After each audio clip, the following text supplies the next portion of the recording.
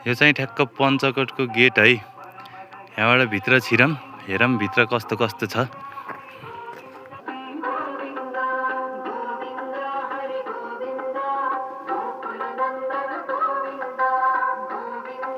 पञ्चकोटको गेटबाट छिर्दाखेरि ठ्याक्क यस्तो खालको भ्यू छ है यहाँनिर। यहाँबाट चाहिँ माथितिर जाने छ त्यहाँनिर, यता चाहिँ तल जाने पट्टि छ। पहिला चाहिँ तलपट्टि जाउँ है त।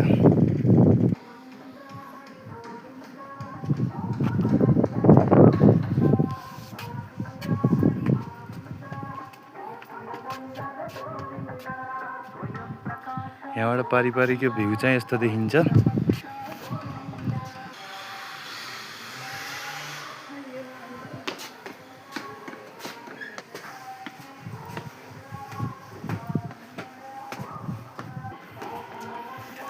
यहाँनिर चाहिँ जुत्ता खोल्ने ठाउँ रहेछ।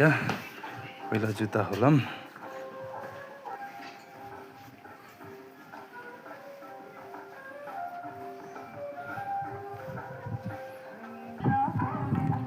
यो चाहिँ यहाँको शीश महल है। यहाँ भित्र जान पाइन्थ्यो, हेर्न अहिले बन्द भए जस्तो छ।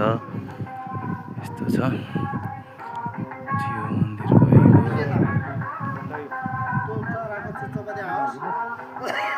यहाँबाट तलको भ्यू यस्तो राम्रो देखिन्छ है।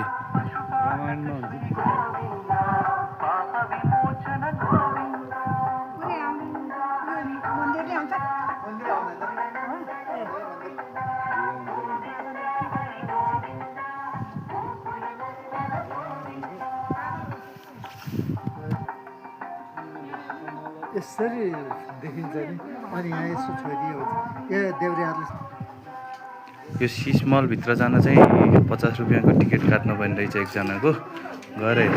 गएर हेरौँ है त कस्तो छ भित्र।